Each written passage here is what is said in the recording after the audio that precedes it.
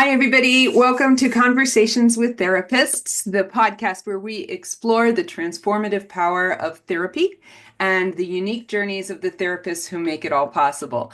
I'm Panina, and today I'm speaking with Ugo Uche, who is a licensed professional counselor who works with teens and adults who are struggling with anxiety, all kinds of anxiety, depression, ADHD, and just so much more. So I'd like to say welcome, Ugo. Thank you, Panina. Thank you so much for joining us. Why don't we go ahead and get started for people who might not know you or what you do? Tell us a little bit about your journey as a therapist and a life coach. Well, I'm a psychotherapist, as you know. I have over 23 years of experience as a psychotherapist. I have been in private practice for almost 16 years in March. My passion is helping people move past anxiety. This also includes trauma, OCD, and ADHD. For the ADHD, I provide specific coaching. This is so they can live a more productive, fulfilling, and helpful life. I founded my private practice, Road to Resolutions, PLLC, to provide therapy and coaching rooted in cognitive behavioral science.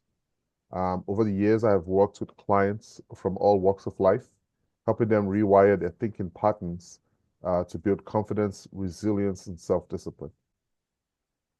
Oh, very cool. Now, you wrote a book called Neuromastery, right? What inspired Yes, you to I have a copy of the book here. What inspired you to write it? Neuromastery was born from my years of experience working with clients who struggled with anxiety, panic attacks, and fear-driven thinking. You know, in my initial years, when I opened my private practice in 2009, um, the economy was just coming out of the housing crisis, rather still in the peak of it. And so I was dealing with a lot of clients who were panic driven, because I was dealing with people who had lost a lot, or if not everything, and to include anxiety. And so all of a sudden, I became specialized in helping people move past panic attacks and fear driven thinking. Um, I saw how people could transform their lives when they learn to retrain their brains. This is based on the science of neuroplasticity.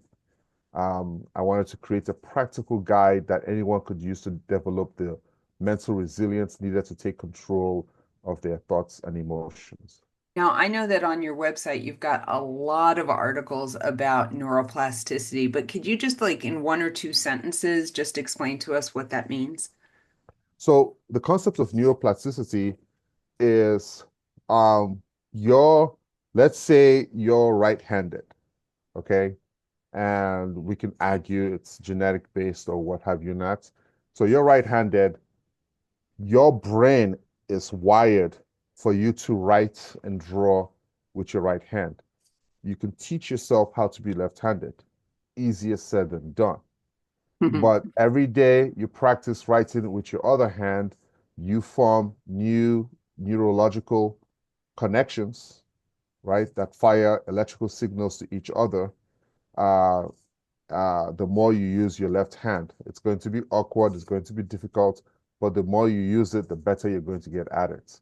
So the idea of neuroplasticity is that when you learn new behaviors, you form a new neurological pattern or a new electrical pattern in your brain, um, and it becomes more permanent the more you practice those habits. So, this actually is a great way for us to kind of segue into the actual topic that we're going to be talking about today, which is something called catastrophizing. Could you explain to us what that means? Catastrophizing is when your mind jumps to the worst case scenario, even when there's little evidence to support it. It's an exaggerated, fear based thinking where small problems feel like disasters and uncertainty is seen as a threat. What causes somebody to catastrophize?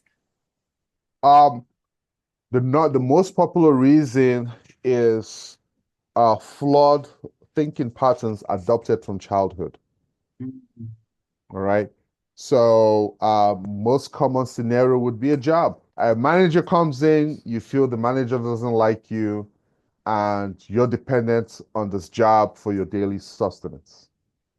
And so you start stressing. You become very anxious about your interactions with this manager. If you're going to get fired, what's going to happen, etc. What are you going to do? How are you going to survive, etc., etc. And so and let's say the manager really doesn't like you, and the manager says, "I can't wait to get rid of you," etc., etc. Okay. The question is, who says that job is the only way you can make a living? Mhm. Like, who made that law, right? And so it's like you're fixated. It's almost as if you have tunnel vision on that particular issue. And when it doesn't work out, you start stressing out. This can also apply to relationships. If your boyfriend or girlfriend says, I don't want to be with you anymore, et cetera, and you start stressing out, you become very upset, you become very sad. Well, if the person isn't happy, it's disappointing, but you can find somebody else, right? So uh, only having a tunnel vision for the way you believe things should go is the number one cause for catastrophizing, right? Because nothing is guaranteed in this life. We live in an age of constant information and uncertainty, but life is about uncertainty. And our brains are wired to detect threats. With social media and news cycles feeding us fear driven content, it's easy to fall into patterns of catastrophizing. The stress of modern life, coupled with personal past experiences, makes this tendency even more common. So all of the different stressors that are coming at us at all different times and stuff just means that it's kind of like, I guess, like the straw that broke the camel's back or the rain barrel effect or whatever term you want to use, that we're already in such a high state of stress that as soon as we're triggered by something, it just blows up. Is that Mhm. kind of what happens? Yeah, it blows up, and we're constantly fed bad news because bad news sells. Let's say I'm in this situation, my boss says something and it just my entire world starts coming, crashing down on me. But you mentioned earlier that the cause why we do these behaviors is very much based on things that we experienced as a child. What role does trauma play in causing or reinforcing this catastrophizing behavior? If the experience rhymes or triggers your traumatic memories, consciously or consciously, because trauma conditions the brain to expect danger even in safe situations.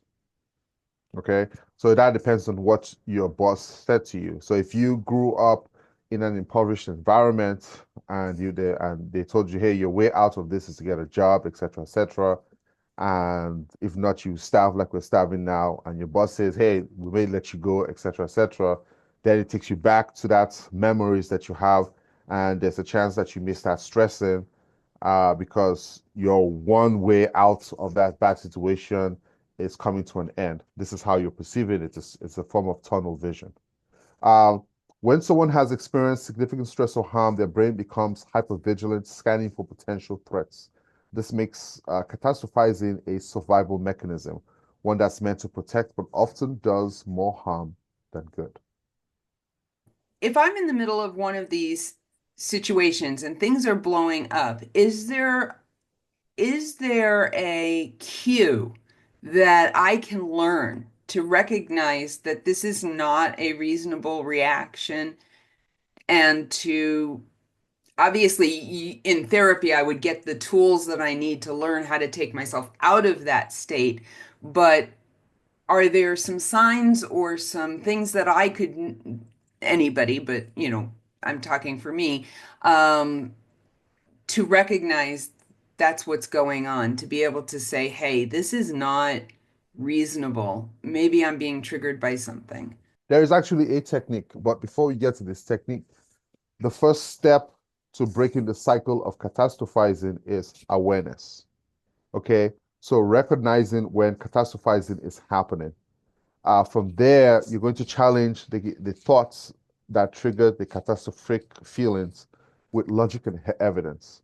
So, but the first thing you want to do is, if you find yourself in that moment, you want to practice grounding techniques such as taking deep breaths, mindfulness. Mindfulness is about being aware of what you're feeling in the moment without being reactive to it. These techniques help to reduce the emotional intensity because once you're able to reduce the emotional intensity of what you're experiencing, you now have access to your prefrontal cortex so you can think clearly and make good decisions. Now, as for techniques, one technique is called worst case, best case, most likely case exercise. When faced with a fear-driven thought, you ask yourself, what's the worst case scenario? What's the best case scenario? And what's the most likely outcome? This helps put worries into perspective and prevents exaggerated thinking. All right, I want to talk a little bit more about breaking the cycle, but first I want to talk a little bit about the impact of this. Like how does having this kind of natural propensity towards blowing things out of proportion affect our lives? Like why is it a big deal? Well, catastrophizing increases anxiety and depression. It leads to chronic stress. In relationships, it can cause unnecessary conflict as people might react emotionally before getting all the facts. In professional settings, it can lead to avoidance, procrastination, and fear-based decision making, which limits success and growth. So, can you maybe share an example of how a client, obviously without breaking confidentiality, had addressed catastrophizing and how it made a change in their life? Do you have an example for us? Yeah, I had a gentleman. He was having issues at work, and um, and he was really stressed out. He was actually working at a call center, and he was really stressed out about the job, and it didn't seem that he and the manager were getting along. And of course, he had a wife and he had a little girl at home, and what have you not. And in in processing with him, and so he had this fear that he would get fired and end up homeless. Mhm. But highly unlikely, highly unlikely. But in processing it with him, we worked on reframing his thoughts using logical challenges and mindfulness. And then in the process, discovered that he had an advanced degree that he had not used. And yeah, and this is like 2010s. Um, and the economy was just coming off the housing crisis and what have you not. So long story short, we ended up working on a plan where he started to look at his degree differently and find ways that he could use the degree to make income. And he ended up going into that career field and resigning from his job, going into that career field, and the rest is history. So I Wow. I I worked with him for almost a year. Yeah. I mean, I would imagine that it does take time to break those patterns and to create new patterns of how to think. It does take some time. It can be intense. Um, uh, that it all depends on the person and what their history is. It can be intense. So, as we kind of get towards the end of our conversation today, what's one message that you'd like listeners to take away about the power of changing their thought patterns? It takes practice. It takes an open mind. It takes practice. It takes being open to um, hear something new. It's important to also understand that you are not your thoughts. So just because you have a fearful thought doesn't mean it's true. You are not your feelings either. Your thoughts influence your feelings. It's just a perception of your experience in this world. And so learning to challenge and reshape your thinking can give you back control over your emotions in life. Wow, amazing. That's like I have to stop for a second because, it's easy to just say it, but that is like a really, really powerful idea that we have the ability to change the way that we think and then change our entire life's trajectory because of that. And it's a great way for us to kind of close our conversation. So, as we start to wrap things up, why don't you tell us a little bit about what you're working on next, how our listeners can stay connected with you, your work? Well, the book Neuromastery, How to Retrain Your Brain to Conquer Anxiety, Fear, and Panic Attacks is currently on Amazon.